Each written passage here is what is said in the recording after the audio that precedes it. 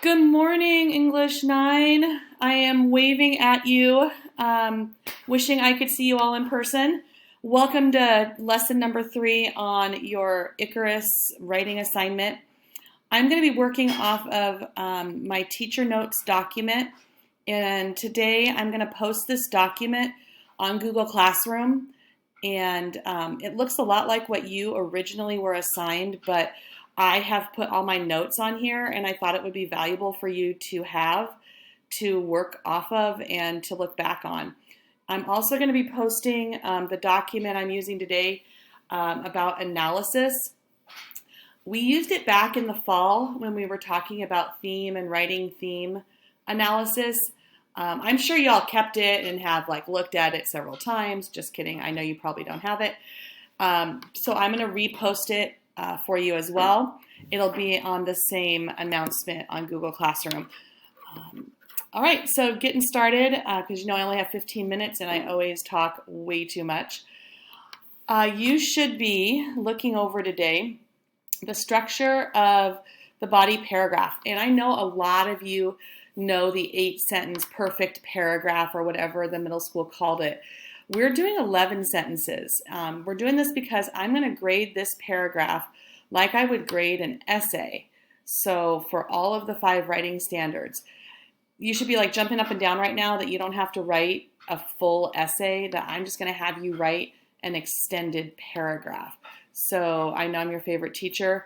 The other English 9 classes are having to write an essay. So yes, vote for me for favorite teacher. Right here is where I'm adding those 3 extra sentences. Normally, like I said, 8 sentences, you're getting those extra 3.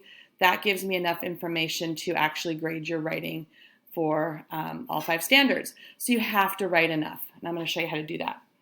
All right, the good news is if you have been following along and doing day 1 and 2 with me, you've actually written a good 1/3 of your paper already.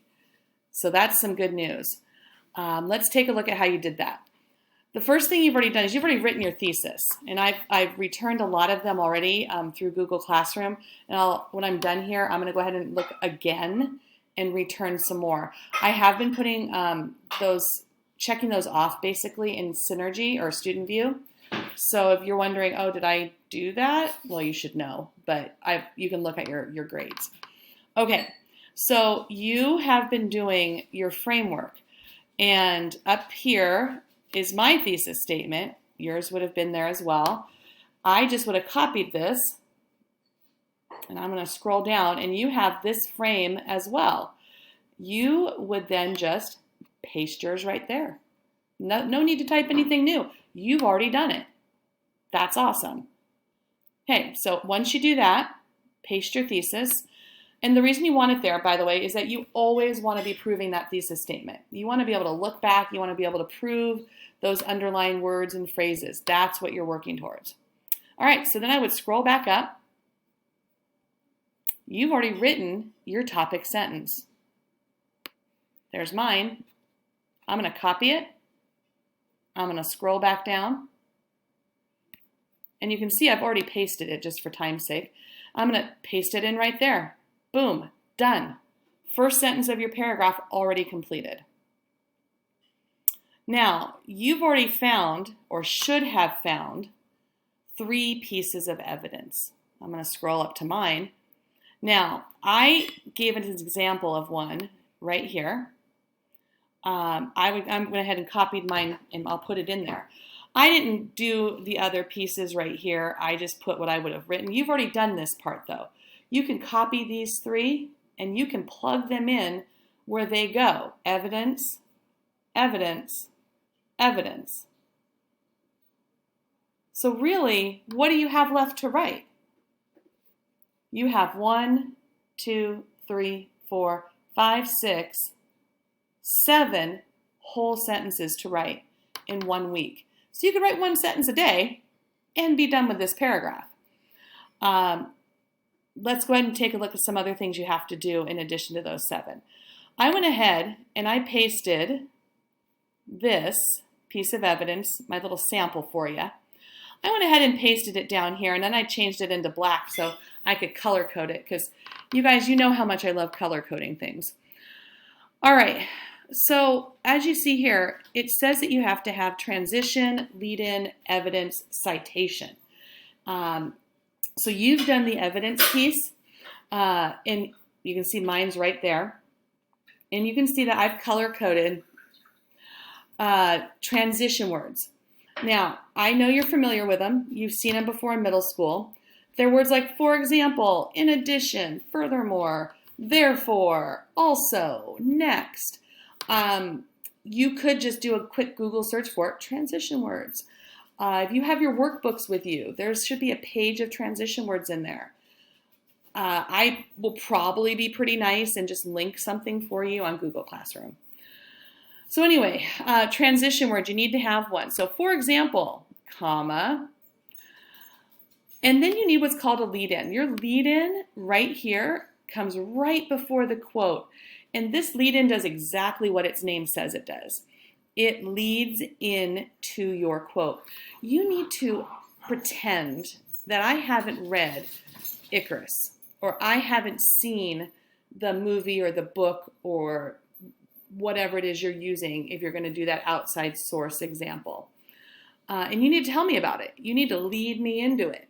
So here's mine. When Icarus decides to leave his father while flying away from Crete, he began to rejoice. And then I use my quote. So you have to have a lead-in. You can't just put a quote there. So you must do transition, lead-in, then your evidence. Okay, there's the evidence that you copied and pasted from above. And then you have to say where you got it from.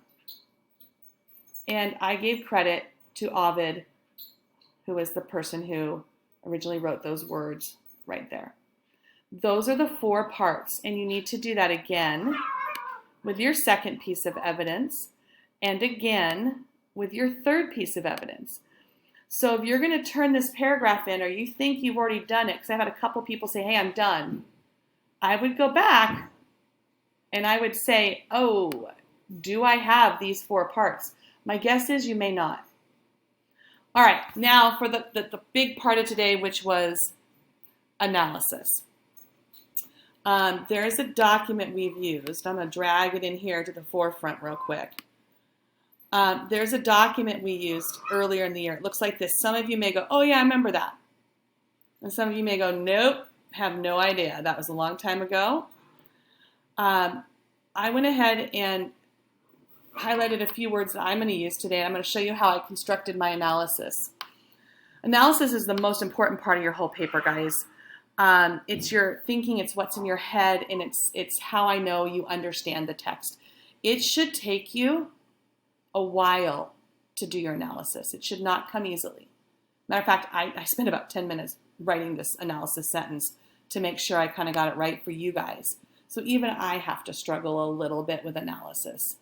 It's tough, but it's okay. Struggle is real and struggle's good. Struggle means you're thinking and learning.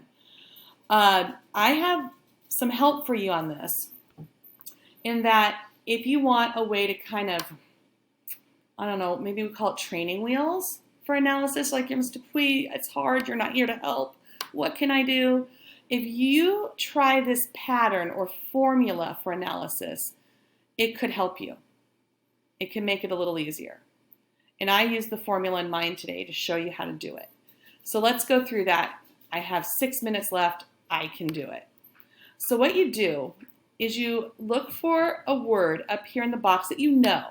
If you don't know what exemplifies means, don't use it. I'm going to use the word suggests today in my example. So what you do is you take an idea from the evidence that you use. Then you use a word from the box, and then what comes out on the other side is the analysis, or the stuff you're thinking in your head. All right, so let's look at that in action. I'm going to slide this over a minute.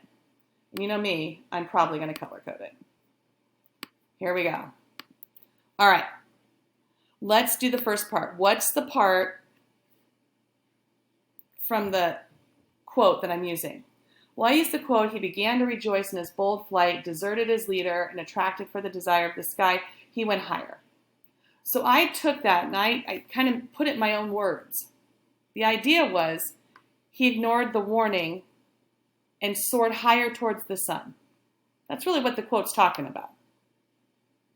Well, there we go. So let's what can I color that? Let's color that. Let's pick a color. Let's color that green. Oh, no, that doesn't work.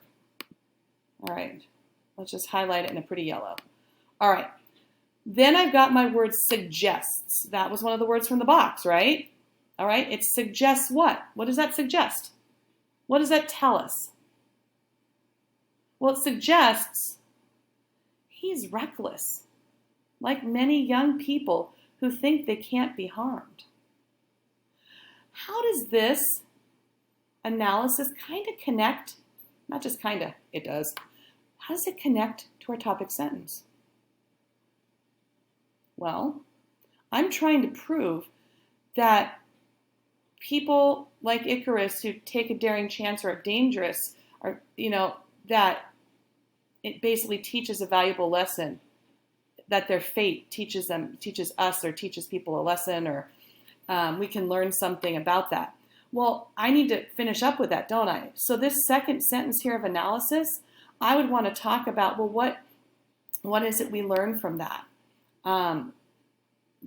Was this chance, or was this what he did, this recklessness, worth it?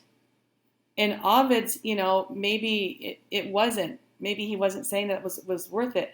In Sexton's, maybe it was. What about in Fields? They were a little different. Now, if you're doing the other question, the one about connecting to a modern day Icarus, you do the same thing, but it depends on what you're trying to prove here. So the key to writing your analysis, though, I got a little off track, is that you take the idea here, okay, and then you add a word from the box, and what comes after it is your analysis. So let's color code there. So let's look back at our sample. See if I can grab that. There we go, I can grab it. So same thing. If I were to color code this, oh gosh, I have to pull it in the screen, don't I? Me and these screencasts, you guys. So there's our color code. There's the word suggests. And then here's that analysis piece. I know that we've done this in class. I've gone over this system once, and this is probably review. I'll leave it color-coded like that so it matches my notes. And you can use any of these words. I just highlighted a few that maybe I knew that I'd want to use. That's the system. And I think it will work for you. It works for me really well when I'm stuck on something. The last thing that I want to leave you with is you need to write a concluding sentence for your paragraph. Your concluding sentence has to be an aha about the overall idea, and it has to connect to your thesis. Don't say your thesis again. Don't tell me your topic sentence again. Tell me something new. Tell me what I should have learned. Tell me something amazing. Give me a mic drop, like boom, this is it. So that's that concluding sentence piece. I just realized I'd done this. The page that I just was working with off to the side is linked right here. Citation help. If you're not sure how to cite a movie or a song, there's help for it right here. If you're wondering how I'm going to grade this, the rubric is right here. And after you're done with this lovely paragraph frame, you stop right here.